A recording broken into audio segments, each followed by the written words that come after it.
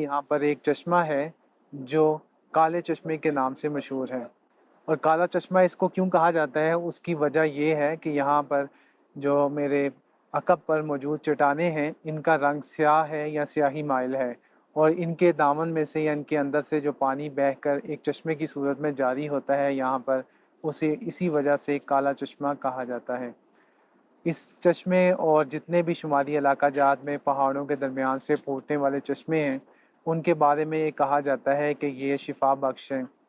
कोई मैदे की बीमारी के लिए शिफा है, किसी में ख़ारिश से और कोई शुगर के अमराज के में मुफीद है।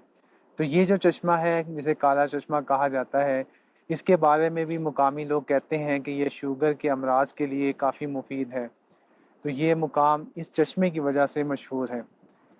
तो यहाँ पर अगर आप कहें कि एक सियाह की नज़र से या जो आने वाले सियाहत करने वाले लोग हैं, टूरिस्ट हैं, उनके लिए यहाँ पर क्या है? वादी कुमराड अपनी खूबसूरत मकामात और कुदरती हुस्न की वजह से मशहूर है। यहाँ पर एक दरिया वादी के दरमियान से बहता है जिसे दरियाए पंचकोड़ा कहते हैं। शुरू से लेकर आखिर वादी तक ये दरिया मुख्तलिफ नालों की सूरत में या आबशारों की सूरत में बहता है और मेन जो नाला है उसमें शामिल होकर दरियाए पंचकोड़ा कहलाता है।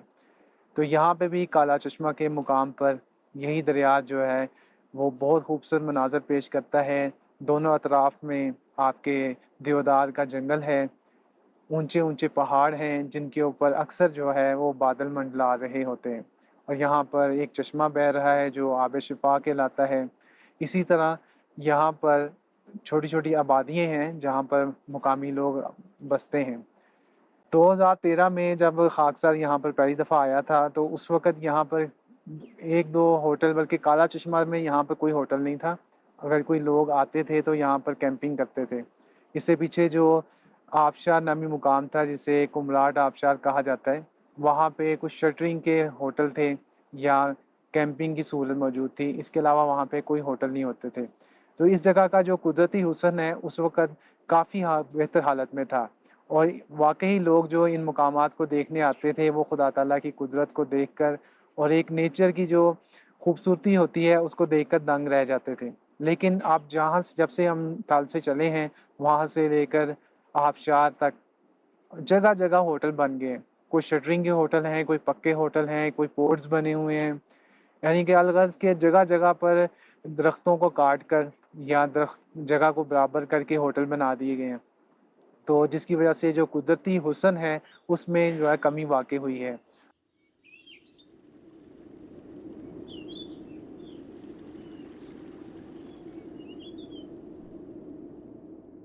वादी कुमराड पाकिस्तान के ज़िला परदीन में वाक़ई है।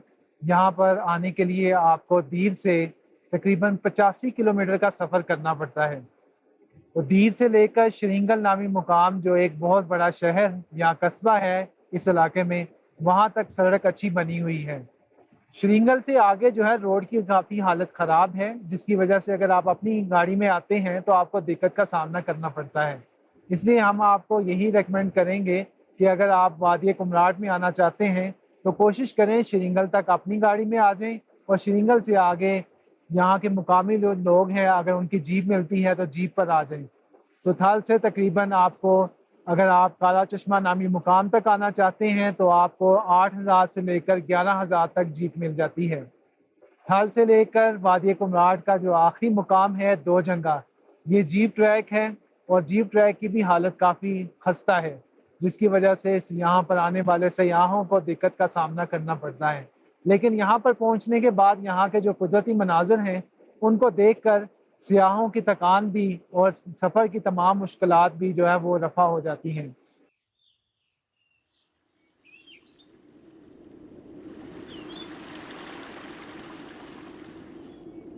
काला चश्मा दरअसल एक व्यू पॉइंट है जो आपको वादी कुमराड के बहुत से मनाजर पेश करता है। यहाँ से आप, अगर आप ट्रैकिंग का शौक रखते हैं तो यहाँ पर एक ऊपर पहाड़ों के ऊपर एक छोटी झील है, आप वहाँ तक ट्रैकिंग करके जा सकते हैं। इसी तरह अगर आपके पास 4x4 गाड़ी है, अपनी है, या आप हायर करवा कर आए हैं थल से, तो आप यहाँ से एक अगला मुकाम है दो जंगा, जो वादी कुमराड का जीपेबल आखिरी मुकाम है, जहाँ तक आप जा सकते हैं। दो जंगा में कुछ आबशारें हैं जहाँ पर आप ट्रैकिंग करके पहुँच सकते हैं, जो मेन जीप ट्रैक से थोड़ा सा दूर है।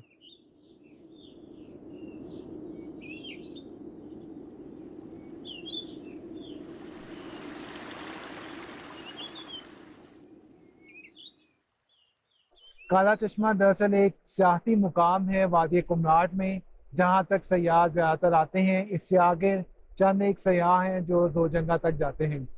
काला चश्मा में सियाहों के लिए खाने पीने की सहूलियात दस्तयाब हैं। यहाँ पर आप खाना खरीद सकते हैं, इसी तरह चाय पी सकते हैं। अगर रात यहाँ पे क्याम करना चाहते हैं तो आप कोशिश करें अपने साथ अपना कैंप लेकर आएं। उससे ये है कि यहाँ की जो विल्डरनेस है उसको आप अच्छे तरीके से जो है वो एंजॉय कर सकते हैं। इसी तरह यहाँ पे एक शटरिंग होटल है, यानी शटरिंग की मदद से चांदे कमरे बनाए गए हैं जहाँ पर आप रात क्याम कर सकते हैं।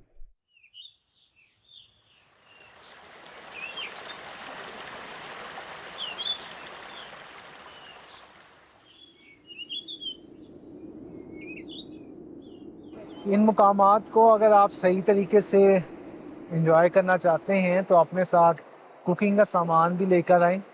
यहाँ पे कुछ वक्त गुजारें, अपना खाना पकाएं, यहाँ पर बैठ के पिकनिक मनाएं। यही वो लम्हात हैं जो आपको हमेशा याद रहेंगे।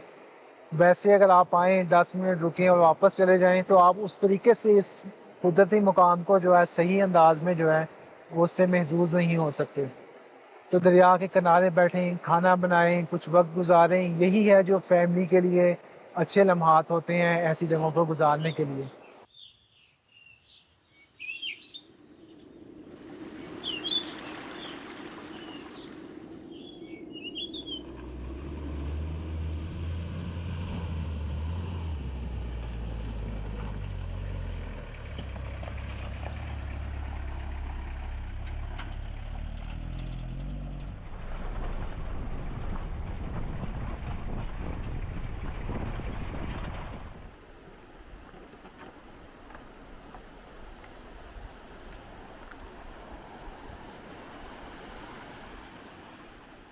इस वक्त हम कुमराट में मौजूद हैं। बहुत ही खूबसूरत जगह है ये। मेरे सामने दरिया बह रहा है और उसकी जो पानी की जो आवाज़ है ना, वो इतनी भली महसूस हो रही है कि मैं आपको बयान नहीं कर सकता कि इस वक्त बहुत ही खूबसूरत ये जगह है। जिस जगह हम अभी मौजूद हैं, ये जो कुमराट में थल का मुकाम है, उससे आधे घंटे की ड्राइव पर आप आएँ तो जो है काला चश्मा, उसकी तरफ जाएं तो रास्ते में ये जगह आती है आधे घंटे की ड्राइव पे जीप के। मेरी बैक साइड पे आबशार का बहुत प्यारा मंजर है वहाँ पे, और यहाँ पे बहुत से कैंपिंग बोर्ड्स बनाए गए हैं। बहुत ही खूबसूरत जगह है। आप लाजमी इस जगह पे आएँ, विज़िट करें। आपको ज़रूर इस जगह पे बहुत मज़ा आएगा। बच्चों के साथ आएँ, फैमिली के साथ आएँ। यहाँ पे चारपाइयाँ और आपको खाने पीने का सामान भी मुहैया हो जाता है। साथ ही ये होटल है, वहाँ पे खाने का पूरा इंतज़ाम है। जिस जगह भी हम मौजूद हैं, ये चारों तरफ से पहाड़ों में घिरी हुई है और दरमियान में दरिया बह रहा है और साथ दियार का जंगल है। बहुत ही खूबसूरत मंजर पेश कर रहा है। आप यहाँ पे आएँ, विज़िट करें इसको और इन्जॉय करें इस जगह।